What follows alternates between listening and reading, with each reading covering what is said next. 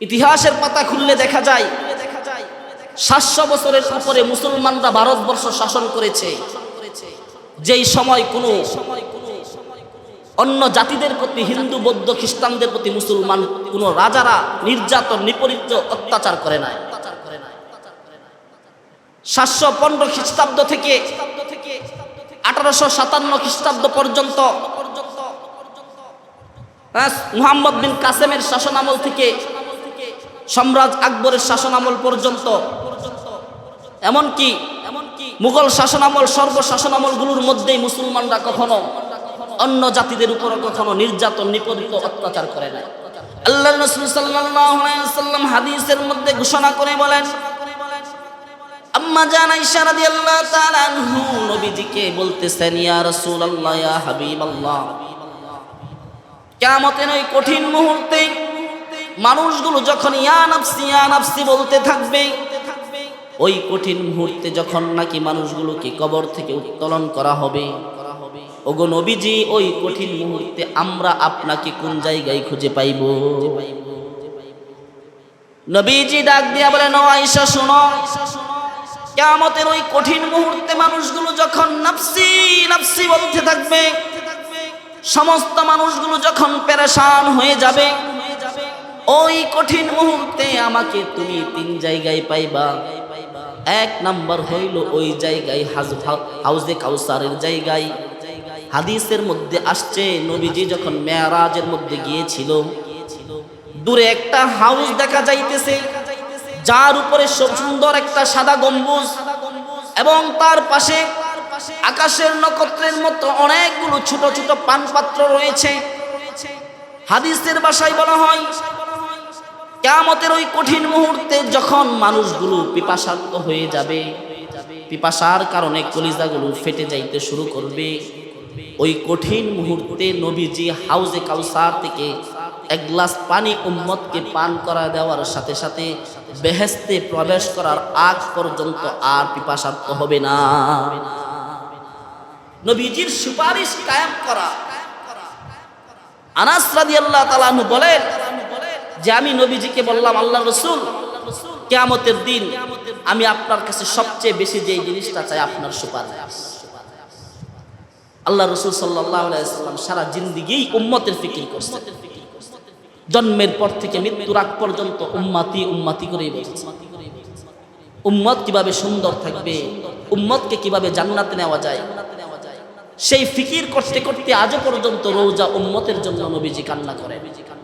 প্রিয় হাজিরিন, নবীজির সামনে জিবরিল একবার আসছেন, আয়েশা, আজকে মুসলমান হওয়ার কারণে আমাদেরকে কেউ বাধা দিচ্ছে না, নামাজ পড়ার কারণে কেউ আমাদেরকে বাধা দিচ্ছে না, ধর্মীয় কাজগুলো করার কারণে বাধা দিচ্ছে না, অথচ সারা বিশ্বের মধ্যে মুসলমানরা নিপীড়িত, নির্যাতিত, অত্যাচারিত। আমাদের পার্শ্ববর্তী দেশ ভারতের দিকে নজর করে দেখেন, গত দুই-এক দিন আগে একজন শুভেন্দু অধিকারী নতুন নির্বাচিত হওয়ার কারণে মুসলমানদের উপর নির্যাতন অত্যাচার এতটাই বেড়েছে, আমরা সোশ্যাল মিডিয়াতে দেখেছি যে মুসলমানদেরকে হুন্ডারের সাথে বেঁধে টেনে তাদেরকে হেঁচড়িয়ে নিয়ে যাচ্ছে। মুসলমানদের ধর্মশালায় মসজিদগুলো ভেঙে দিচ্ছে, মা বোনদের হিজাবগুলো খুলে ফেলতেছে, এমনকি কবরস্থানে কবরের ভিতরে আগুন দিয়ে পুড়িয়ে দিতেছে। তারাও মুসলিম, আমরাও মুসলিম, তাদের অন্যায় একটাই যে তারা মুসলিম। ইতিহাসের পাতা খুললে দেখা যায় ৭০০ বছরের উপরে মুসলমানরা ভারতবর্ষ শাসন করেছে। যেই সময় কোনো অন্য জাতিদের প্রতি, হিন্দু বৌদ্ধ খ্রিস্টানদের প্রতি মুসলমান কোন রাজারা নির্যাতন নিপীড়িত অত্যাচার করে নাই। ৭১৫ খ্রিস্টাব্দ থেকে ১৮৫৭ খ্রিস্টাব্দ পর্যন্ত মুহাম্মদ বিন কাসেমের শাসনামল থেকে সম্রাট আকবরের শাসনামল পর্যন্ত, এমনকি মুঘল শাসনামল, সর্বশাসনামলগুলোর মধ্যেই মুসলমানরা কখনো অন্য জাতিদের উপর কখনো নির্যাতন নিপীড়িত অত্যাচার করে নাই। বরঞ্চ ইতিহাস থেকে জানা যায় মুসলিম শাসকরা অন্য ধর্মীয় গুরুদেরকে মন্দির গির্জাগুলোর মধ্যে সরকারি অনুদান দিত। এমনকি বাদশাহ আওরঙ্গজেবের শাসনামলে তার রাজপ্রাসাদের সামনে ঘন্টা টানিয়ে দিয়েছিল, ইনসাফের ঘন্টা, যেখানে হিন্দু বৌদ্ধ খ্রিস্টান যারাই হোক না কেন যেন ইনসাফের বিচার পাওয়ার জন্য যে কোনো মুহূর্তে ঘন্টায় আঘাত করে বাদশাকে স্মরণ করিয়ে দিতে পারে যে আমি ইনসাফের বিচার চাই। কখনো মুসলমান রাজারা, মুসলমান সম্রাটরা বিধর্মীদের উপর অত্যাচার নিপীড়ন করে না। যদি বিধর্মীদের উপর, সংখ্যালঘু তাদের উপর যদি অত্যাচার নিপীড়ন করত, তাহলে 700 বছর পরে পুনরায় আবার হিন্দুস্তানে হিন্দুত্ববাদ কায়েম হতো। আজকে তাদের অপরাধ, তারা মুসলিম, এজন্য তাদেরকে মসজিদগুলো ভেঙে দিতেছে, মা বোনদের হিজাবগুলো টানে খুলে ফেলতেছে। হিজাব পরা এটা অপরাধ। এই ঘটনা দেখলে মনে হয়ে যায় সেই হাদিসের কথা, আল্লাহর রাসূল সাল্লাল্লাহু আলাইহি ওয়াসাল্লাম কাবা ঘরের পাশে নামাজ পড়তেছে, কাবা ঘরের পাশে নামাজ পড়তেছে। আবু জাহেল এটা দেখে সহ্য করতে পারে না, ভালো লাগতেছে না। আমাদের সমাজেও যদি আপনি একটু 5 ওয়াক্ত নামাজ পড়েন, দান সদকা করেন, দিনের পথে চলেন, অনেক মানুষের এটা দেখলে ভালো লাগে না, সে নামাজি হয়ে গেছে, পরহেজগার হয়ে গেছে। তো আবু জাহেলের এটা দেখে ভালো লাগতেছে না। আবু জাহেল তখন এক কাফেরকে ঘোষণা করে বলতেছে যে কে আসো, ওই যে পাশেই একটা উরের নারী ভুঁড়ি পরে আছে, মুহাম্মদ যখন কাবার প্রান্তে সেজদায় যাবে ওই নারী ভুঁড়ি মুহাম্মদের মাথার উপর রেখে দিবে। একটা বার দুইটা চক্ষু বন্ধ করে চিন্তা করেন, নবীজির কি অন্যায়? নামাজ পড়তেছে, এটাই অন্যায়, কাফেররা এটা সহ্য করতে পারতেছে না। আজকে আমাদের কিন্তু নামাজ পড়ার কারণে কেউ বলে না যে তুই নামাজে গেলে তোরে মারবো, তুই নামাজে যাইতে পারবি না। নবীজির আনিত দিন কত সহজ করে দিয়েছেন আমাদের জন্য, তারপরে আমরা পালন করি না।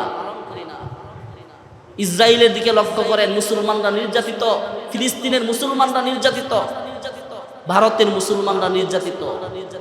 সমস্ত মুসলমানদের অঙ্গ প্রত্যঙ্গগুলো এক, কোথাও একজন মুসলমান নির্যাতিত হলে সমস্ত মুসলমান তার জন্য ব্যতীত হওয়া হলো, এটা হাদিসের ভাষ্য।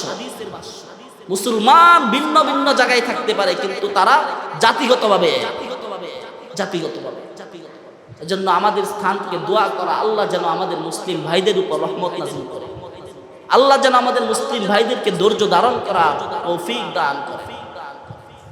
আল্লাহর রাসূল সাল্লাল্লাহু আলাইহি ওয়াসাল্লাম হাদিসের মধ্যে ঘোষণা করে বলেন, আম্মা জান আয়েশা রাদিয়াল্লাহু তাআলা আনহু নবীজিকে বলতেছেন, ইয়া রাসূলুল্লাহ, ইয়া হাবিবাল্লাহ, কিয়ামতের ওই কঠিন মুহূর্তে মানুষগুলো যখন ইয়া নাফসি ইয়া নাফসি বলতে থাকবে, ওই কঠিন মুহূর্তে যখন নাকি মানুষগুলোকে কবর থেকে উত্তোলন করা হবে, ওগো নবীজি, ওই কঠিন মুহূর্তে আমরা আপনাকে কোন জায়গায় খুঁজে পাইব? নবীজি ডাক দিয়া বলেন, ও আয়েশা শোনো, কিয়ামতের ওই কঠিন মুহূর্তে মানুষগুলো যখন নাফসি নাফসি বলতে থাকবে, সমস্ত মানুষগুলো যখন পেরেশান হয়ে যাবে, ওই কঠিন মুহূর্তে আমাকে তুমি 3 জায়গায় পাইবা। 1 নাম্বার হইল ওই জায়গায় হাউজে কাউসারের জায়গায়। হাদিসের মধ্যে আসছে, নবীজি যখন মেরাজের মধ্যে গিয়েছিল, দূরে একটা হাউস দেখা যাইতেছে, যার উপরে সুন্দর একটা সাদা গম্বুজ এবং তার পাশে আকাশের নক্ষত্রের মতো অনেকগুলো ছোট ছোট পানপাত্র রয়েছে। হাদিসের ভাষায় বলা হয়, কিয়ামতের ওই কঠিন মুহূর্তে যখন মানুষগুলো পিপাসার্ত হয়ে যাবে, পিপাসার কারণে কলিজাগুলো ফেটে যাইতে শুরু করবে, ওই কঠিন মুহূর্তে নবীজি হাউজে কাউসার থেকে 1 গ্লাস পানি উম্মতকে পান করা দেওয়ার সাথে সাথে বেহেশতে প্রবেশ করার আগ পর্যন্ত আর পিপাসার্ত হবে না। নবীজির সুপারিশ কায়েম করা। আনাস রাদিয়াল্লাহু তাআলা আনহু বলেন যে আমি নবীজিকে বললাম, আল্লাহর রাসূল, কিয়ামতের দিন আমি আপনার কাছে সবচেয়ে বেশি যে জিনিসটা চাই আপনার সুপারিশ। আল্লাহ রাসূল সাল্লাল্লাহু আলাইহি ওয়াসাল্লাম সারা জিন্দেগি উম্মতের ফিকির করছেন। জন্মের পর থেকে মৃত্যুর আগ পর্যন্ত উম্মতি উম্মতি করেই বলছেন। উম্মত কিভাবে সুন্দর থাকবে, উম্মতকে কিভাবে জান্নাতে নেওয়া যায়, সেই ফিকির করতে করতে আজও পর্যন্ত রোজা উম্মতের জন্য নবীজি কান্না করেন। প্রিয় হাজিরিন, নবীজির সামনে জিবরিল একবার আসছেন, আয়েশা বলতেছেন, ইয়া রাসূলুল্লাহ, ইয়া হাবিবাল্লাহ, আপনাকে আমি দুইটা অপশন দিলাম। আল্লাহ তাআলা বলছেন দুইটা অপশন দেওয়ার জন্য। একটা হলো, আপনি যদি চান আপনার সমস্ত উম্মত থেকে অর্ধেক উম্মত বেহেশতবাসী হয়ে যায়। আরেকটা হইল, আপনাকে এমন একটা সুপার পাওয়ার বলে যে আপনার জন্য সুপারিশকে রাখা হয়েছে, আপনি যদি চান আপনার পছন্দ মতো আপনার উম্মতদেরকে সুপারিশ করে বেহেশতে নিতে পারবেন। আল্লাহ রাসূল সাল্লাল্লাহু আলাইহি ওয়াসাল্লাম বললেন, জিবরিল, আমি সুপারিশটাকে গ্রহণ করে নিলাম। নবীজি মেরাজে যাওয়ার পর আল্লাহ তাআলার কাছে বলছেন, সিজদায় পড়ে কান্না করতেছেন, নবীজিকে বলতেছেন, হে মুহাম্মদ, মাথা উঠান। নবীজি কান্নারত অবস্থায় বলতেছে, রব্বি হাবলি ইয়া উম্মতি, আয় আল্লাহ, ওই কিয়ামতের কঠিন মুহূর্তে আমার উম্মতের কি হবে, উম্মতের জন্য কান্না করতেছে। আল্লাহ তাআলা ঘোষণা করে দিলেন, হাবিব আমার শুনেন, কিয়ামতের ওই কঠিন মুহূর্তে আপনি হইলেন রাহমাতুল লিল আলামিন, আর আমি হইলাম রব্বুল আলামিন। কিয়ামতের ওই কঠিন মুহূর্তে আমি আপনাকে এমন একটা পাওয়ার দিলাম, আপনি রাহমাতুল লিল আলামিন। যেই কয়টা সুপারিশ করবেন, আমি রব্বুল আলামিন আপনার সব সুপারিশ গ্রহণ করে আপনার উম্মতদেরকে জান্নাতি করে দিই। তারই ধারাবাহিকতায় হাদিসের মধ্যে আসছে, আল্লাহ রাসূল সাল্লাল্লাহু আলাইহি ওয়াসাল্লাম ঘোষণা করে বলেন, কিয়ামতের কঠিন মুহূর্তে সমস্ত মানুষগুলো যখন নাফসি নাফসি বলতে থাকবে, সমস্ত মানুষগুলো একত্রিত হয়ে যাবে, মানুষগুলো দৌড়াইতে দৌড়াইতে পৃথিবীর সর্বপ্রথম মানব হযরতে আদম আলাইহিস সালাতু ওয়াস সালামের কাছে যাবে। আদম আলাইহিস সালাতু ওয়াস সালামের কাছে গিয়ে বলবে, আপনি হলেন পৃথিবীর প্রথম মানব, আল্লাহ তাআলা আপনাকে প্রথম সৃষ্টি করেছেন, আপনি হইলেন জাতির পিতা এবং আদম সফিহুল্লাহ। আজকের এই দুর্দিনে কঠিন মুহূর্তে আপনার সন্তানের সবাই কঠিন মুসিবতের মধ্যে আছে, আপনি এই মুহূর্তের মধ্যে আমাদের জন্য সুপারিশ করুন।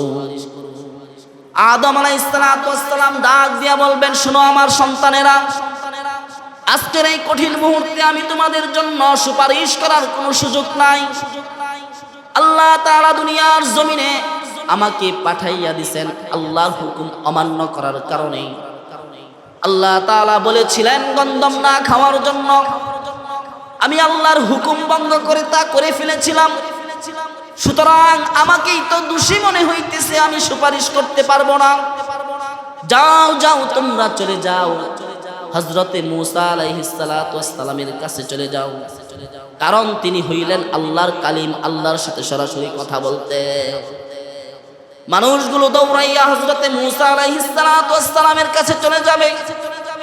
হযরতে মূসা আলাইহিস সালাতু ওয়াস সালামের কাছে গিয়ে বলবে, ওগো পয়গম্বর মূসা, আপনি হইলেন আল্লাহর কালিম, আল্লাহর সাথে কথা বলতেন।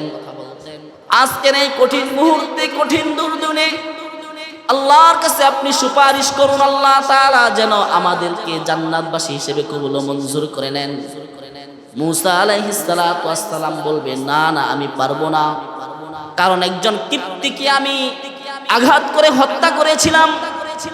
আজকের এই কঠিন মুহূর্তে আমাকে নিজেকেই নিজে অপরাধী মনে হচ্ছে, আমি আল্লাহর কাছে সুপারিশ করার কোনো সুযোগ নাই। যাও যাও, তোমরা ইব্রাহিম আলাইহিস সালাতু ওয়াস সালামের কাছে যাও। মানুষগুলো দৌড়াইতে দৌড়াইতে হযরত ইব্রাহিম আলাইহিস সালাতু ওয়াস সালামের কাছে যাইবে, গিয়ে বলবেন, ওগো ইব্রাহিম আলাইহিস সালাতু ওয়াস সালাম, আপনি হইলেন আল্লাহর খলিল। আজকের এই কঠিন মুহূর্তে, কিয়ামতের ওই কঠিন মুহূর্তে আপনি আল্লাহর কাছে সুপারিশ করুন, আল্লাহ তাআলা যেন আমাদেরকে ক্ষমা করে জান্নাতবাসী করে দেয়। হযরতে ইব্রাহিম খলিলুল্লাহ ডাক দিয়া বলবেন, শোনো, আজকের এই কঠিন মুহূর্তে আমার সুপারিশ করার কোনো সুযোগ নাই। যাও, তোমরা চলে যাও হযরত ঈসা আলাইহিস সালাতু ওয়াস সালামের কাছে। মানুষগুলো দৌড়াইতে দৌড়াইতে হযরত ঈসা আলাইহিস সালাতু ওয়াস সালামের কাছে যাইবে। পয়গম্বর ঈসা আলাইহিস সালাতু ওয়াস সালামের কাছে গিয়ে বলবে, ওগো পয়গম্বর, আপনি হইলেন আল্লাহর রূহ, আপনাকে আল্লাহ উপাধি দিয়েছেন ঈসা রূহুল্লাহ। আপনি এই কঠিন মুহূর্তে আমাদের জন্য আল্লাহর কাছে সুপারিশ করুন। হযরত ঈসা আলাইহিস সালাতু ওয়াস সালাম ডাক দিয়ে বলবে, আজকের এই কঠিন মুহূর্তে আল্লাহর কাছে সুপারিশ করার আমার কোনো সুযোগ না। যাও, তোমরা চলে যাও শেষ জামানার পয়গম্বর মুহাম্মাদুর রাসূলুল্লাহ সাল্লাল্লাহু আলাইহি ওয়াসাল্লামের কাছে। মানুষগুলো হযরত মুহাম্মাদুর রাসূলুল্লাহ সাল্লাল্লাহু আলাইহি ওয়াসাল্লামের কাছে চলে যাইবে, গিয়ে বলবেন, ওগো আখিরি জামানার নবী, আপনি আল্লাহর কাছে ওই কঠিন মুহূর্তে আমাদের জন্য সুপারিশ করুন। নবীজি বলবেন, হ্যাঁ, আমাকে সুপারিশ করার সুযোগ দেওয়া হয়েছে। আজকের এই কঠিন মুহূর্তে আমি তোমাদের জন্য সুপারিশ করব। আল্লাহর রাসূল সাল্লাল্লাহু আলাইহি ওয়াসাল্লাম হাদিসের মধ্যে বলেন, সেই দিন নির্দিষ্ট কিছু প্রশংসিত বাক্য দ্বারা আমি আল্লাহর প্রশংসা করব। যেই প্রশংসিত বাক্যগুলো দুনিয়ার জমিনে আমাকে শেখানো হয় নাই, সেই দিন শিখিয়ে দেওয়া হবে। আল্লাহর প্রশংসিত বাক্য দিয়ে প্রশংসা করে দুই হাত তুলে দোয়া করব। দোয়া করার পর আমি সিজদায় লুটে পড়ব। আল্লাহ তাআলা ডাক দিয়া বলবেন, ওগো হাবিব আমার, সিজদায় লুটে পড়লেন কারণ কি? মাথা উঠান। নবীজি মাথা উঠাইবেন। আল্লাহ বলবেন, আপনার দোয়া গ্রহণযোগ্য হবে, আপনার সুপারিশ কবুল করা হবে, কি চান বলেন। আল্লাহ রাসূল সাল্লাল্লাহু আলাইহি ওয়াসাল্লাম সেদিন এই কঠিন মুহূর্তে আল্লাহর কাছে ডাক দিয়ে বলবেন, আল্লাহ, আমার উম্মতের মধ্যে যেই উম্মতের যাররা পরিমাণ একটা জবের দানা পরিমাণ ঈমান আছে, জাহান্নামী হয়ে গিয়েছে, সেই উম্মতকে জাহান্নাম থেকে বের করে আমি জান্নাতে ঢুকাইতে চাই। আল্লাহ তাআলা বলবেন, হাবিব আমার জান, আপনার উম্মতের মধ্যে যেই সমস্ত উম্মতের একটা জবের দানা পরিমাণ ঈমান আছে, তাদেরকে সুপারিশ করে আপনি বেহেশতে ঢুকাইয়া দেন। আল্লাহ রাসূল হাদিসের মধ্যে বলেন, পরবর্তীতে নবীজি আবার আসবেন, আল্লাহর ওই প্রশংসিত বাক্য দিয়ে আবার আল্লাহর প্রশংসা করবেন, সিজদায় পড়ে কান্না করতে থাকবেন। ওই কঠিন মুহূর্তে আল্লাহ তাআলা ডাক দিয়ে বলবেন, হাবিব আমার, আপনি কান্না করতেছেন, আপনার মাথা উঠান, আপনার সুপারিশ গ্রহণযোগ্য হবে, আপনি সুপারিশ করুন। নবীজি মাথা উত্তোলন করবেন, সুপারিশ করে বলবেন, আল্লাহ, আমার উম্মতের মধ্যে যার যাররা পরিমাণ, অণু থেকে অণু ছোট দানা পরিমাণ ঈমান আছে, তাদেরকে সুপারিশ করে বেহেশতে প্রবেশ করানোর মতো ক্ষমতা আমাকে দেন। হাদিসের মধ্যে আসছে, আল্লাহ রাসূল সাল্লাল্লাহু আলাইহি ওয়াসাল্লামকে আল্লাহ সেই পাওয়ার দিয়ে দিবেন। নবীজি যাররা পরিমাণ ঈমান যেই উম্মতের আছে, সেই উম্মতকে সুপারিশ করে বেহেশতে প্রবেশ করাইয়া দিবে। নবীজি আবার সেই জায়গায় আসবেন, আবার প্রশংসিত বাক্য দিয়ে প্রশংসা করবেন, সিজদায় পড়ে কান্না করবেন। আল্লাহ তাআলা ডাক দিয়া বলবেন, হাবিব আমার, মাথা উঠান, কান্না করতেছেন কারণ কি? আপনার সুপারিশ গ্রহণযোগ্য হবে, আপনি সুপারিশ করুন। আল্লাহর রাসূল সাল্লাল্লাহু আলাইহি ওয়াসাল্লাম ডাক দিয়া বলবেন, মালিক, আমার উম্মতের মধ্যে অনুর চেয়েও আদনা সামান্য পরিমাণ যার ঈমান আছে, তাদেরকে যেন আমি জাহান্নাম থেকে সুপারিশ করে বেহেশতে প্রবেশ করাইতে পারি, সেই সুযোগ করে দেন। আল্লাহ তাআলা বলবেন, হাবিব আমার, আমি আপনাকে সেই পাওয়ার দিয়ে দিলাম, আপনি যান জাহান্নাম থেকে আপনার উম্মতের মধ্যে যাররা থেকে আরো কম পরিমাণ ঈমান যার আছে, তাকে সুপারিশ করে বেহেশতে প্রবেশ করান। আল্লাহর রাসূল সাল্লাল্লাহু আলাইহি ওয়াসাল্লাম চতুর্থবার আবার সেই স্থানে আসবেন, নির্দিষ্ট প্রশংসিত বাক্য দিয়ে প্রশংসা করে সিজদায় লুটে পড়বেন। আল্লাহ তাআলা ডাক দিয়ে বলবেন, হাবিব আমার, আবার কান্না করতেছেন, আপনি মাথা উঠান, আপনার সুপারিশ গ্রহণযোগ্য, আপনি সুপারিশ করেন, সুপারিশ কবুল করা হবে।